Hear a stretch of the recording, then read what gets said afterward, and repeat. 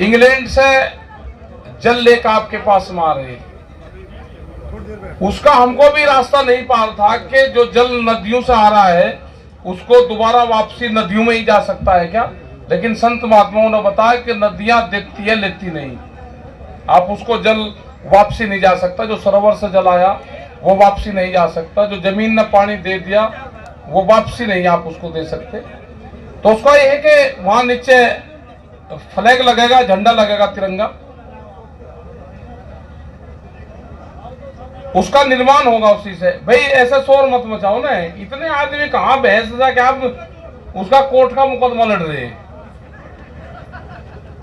तो उसका निर्माण होगा, उसमें जो सीमेंट कंक्रीट लगेगी, उसमें जो जल लगेगा, उससे इसका निर्माण होगा।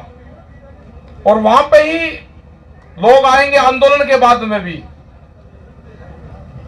लोग अपने गांव से मिट्टी लाएंगे कि उसका चबूतरा बनेगा पूरा, क्योंकि ये एक आंदोलन की स्थली होगी।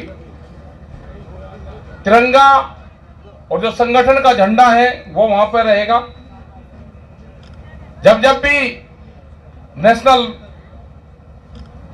प्रोग्राम होंगे तो तिरंगा रहेगा, फिर वहां पर संगठन का रहेगा, क्योंकि तिरंगे का ज्यादा दिन और उसको नहीं वहां पर रखेंगे। लेकिन जो उसका निर्माण होगा वो उसी कंक्रीट और जल सा होगा। वहां पर मिट्टी जो भी गांव से कभी भी आज से 10 साल बाद में भी वहां पे कोई मिट्टी लेकर आएगा, वो मिट्टी लाएगा, वहां से कुछ मिट्टी ले जाएगा और अपने गांव के खेत में उसको डाल देगा, तो इस आंदोलन से जुड़ा रहेगा। उसकी जगह देख ली, नीचे उसकी जगह है वो देख ली एक जगह। हमको पानी का संबंध क्या किसान से है वो सब लोग जानते हैं। जब पानी होगा तो फसलें हमारी ठीक होगी। पानी कैसे आएगा? पानी आएगा पेड़ से, और पेड़ से हमारा फिजिकल रिलेशनशिप कैसे होगा? आंदोलन की तो बात हम रोज कर ही रहे, कुछ काम की भी बात कर लो।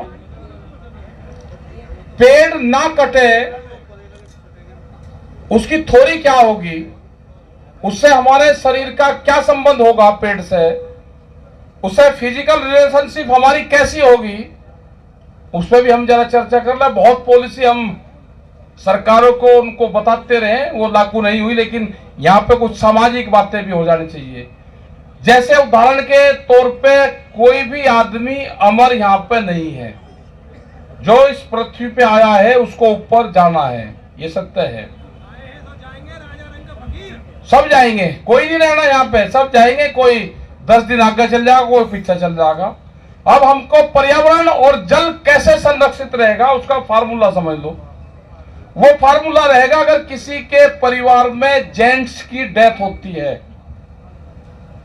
आप उसकी जो राखी होती है, उसके जो पुष्प होते हैं, वे आप नदियों सरोवर में सलाते हो, उसकी बजाय आप उसको 5-10 पेड़ आप लगाओ, उसकी जड़ों में लगा दो। जैसे ही वो पेड़ बड़ा होगा तो जो जेंट्स होगा उसमें छायादार वृक्ष आप लगाओगे, तो हमेशा उन बुजुर्गों की, उस परिवार की छाया वो हमेशा देता रहेगा। उससे एक हमारा फिजिकल रिलेशनशिप उस पेड़ सा हो जाएगा। आप कभी जीवन में उसको काट नहीं सकते।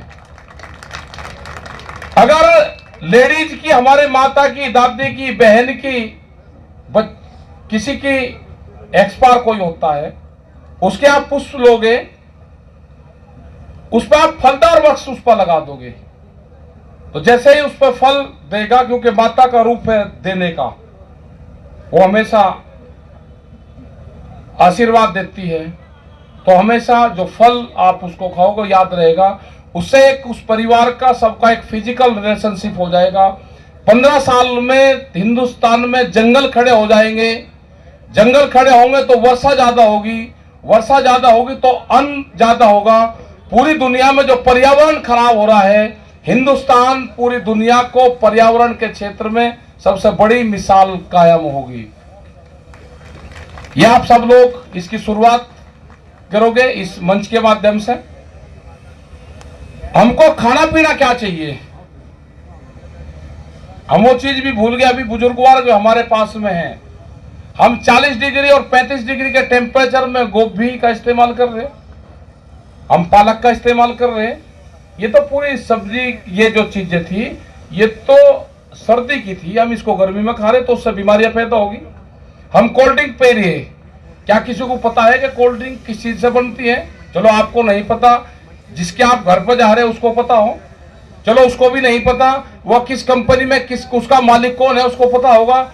जब उसके मालिक को नहीं जानते, पियाने वाले को नहीं जानते, आप नहीं जानते, तो क्यों इस्तेमाल कर रहे? किसान की आमदनी जब दुगनी होगी जब आप खेत से उत्पादन चीज का इस्तेमाल करोगे। जब आप दूध दही का इस्तेमाल करोगे तो दूध के उत्पादन के किसान को फायदा होगा। जब आप नारियल का इस्तेमाल करोगे तो साउथ जो समुद्र के पास में हमारा किसान है उसको फायदा होगा। कोल्ड ड्रिंक पियोगे तो कंपनी को फायदा होगा। नारियल इस तरह का इस्तेमाल करोगे तो किसान को फायदा होगा। तो किसान को फायदा तो आप लोग जब अपने जीवन में चेंजिंग करोगे तो जब ही होगा। हम भी कोल्ड ड्रिंक पीते थे, कोल्ड ड्रिंक पीते हुए टिकैत साहब ने एक बार देख रहे, उन्होंने कहा कि यह तो किसानों की बात मत करो और इसको कोल्ड ड्रिंक को बंद करो। आज से करीब 22 साल पहले हम ब्राजील गए। हमने फ्लाइट के अंदर जब 37,000 फुट के ऊपर फ्लाइट में हम जा रहे थे, हमने कहा कि भाई हमको आखिरी बार ये कोल्ड ड्रिंक दे दे। हमने कोल्ड ड्रिंक पी, फिर पानी पिया, फिर जब एक घूंट बची वो पिया, फिर पानी पिया। हमको 21 साल हो गए, हमने कभी फिर कोल्ड ड्रिंक नहीं पी।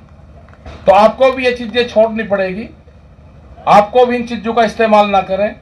खाने पीने की चीजें किस मौसम में क्या चीज खानी चाहिए, जो हमारे बुजुर्गवार है उनसे काफी में लिख लो, वो नहीं मिलने के सब निमट जाएगा मामला। अभी वे हैं कि किस टाइम पे क्या चीज खाएं, किस चीज से क्या नुकसान होता है, कौन सी चीज से क्या फायदा होता है, कौन से महीने में क्या चीज खाएं, उनका भी इस्तेमाल करो।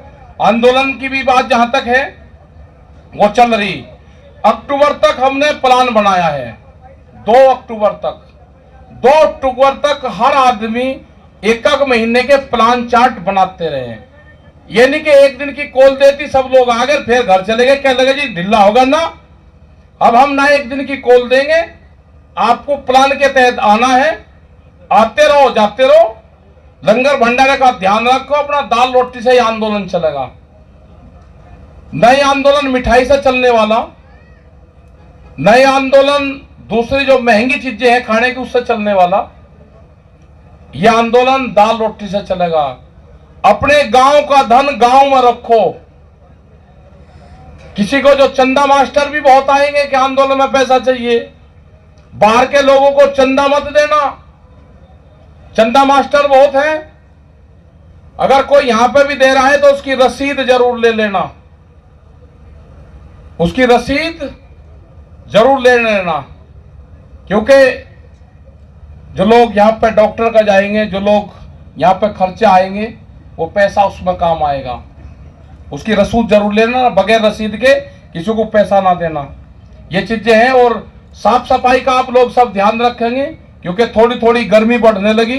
अपना जो मकान है, जो अपना हाउस बना हुआ है, इसकी आप साफ सफाई जरूर उसकी रखें। जो वॉलंटियर्स हैं उनसे भी है कि जरूर रखें। और चेकिंग अभियान भी चलेगा भाई, 10-15 आदमियों की एक टीम बना दो, नीचे से लगा के जरा हाथ उसकी तसल्ली भी कर लो। वॉलंटियर कार्ड रहेंगे, एक तरह की कोड वर्ड उसको दे देंगे, वे किसी भी आदमी की तलाशी कर सकते हैं। किसी पे कोई विवादित चीज पाएगी वो सीधा जेल जाएगा, मुकदमा उसके खिलाफ हम लिखवाएंगे। कोई गलत तरीका का आदमी हो वो यहां से छोड़कर चला जाए, किसी की विचारधारा गलत हो वो छोड़कर चल जाए, किसी की भाषा गलत हो वो छोड़कर जा सकता है यहां से। उस आदमी की यहां पर जरूरत नहीं है, जिसमें सहन शक्ति नहीं होगी उस आदमी की यहां पर जरूरत नहीं है। वो जाके अपना खेत में काम करे, अपने घर पर जाए। यहाँ वो है कि शांति से जिसमें बैठने की सामर्थ्य होगी वो यहाँ पे लोग रहे। क्रांतिकारी आदमी यहाँ पर नहीं चाहिए, वो जाए पुलिस प्रशासन के साथ में, क्योंकि हमको फोर्स यहाँ पर अंदर लगानी पड़ेगी। हम पुलिस प्रशासन से भी हम बात करेंगे कि कुछ फोर्स यहाँ पे हमको अंदर भी चाहिएगी।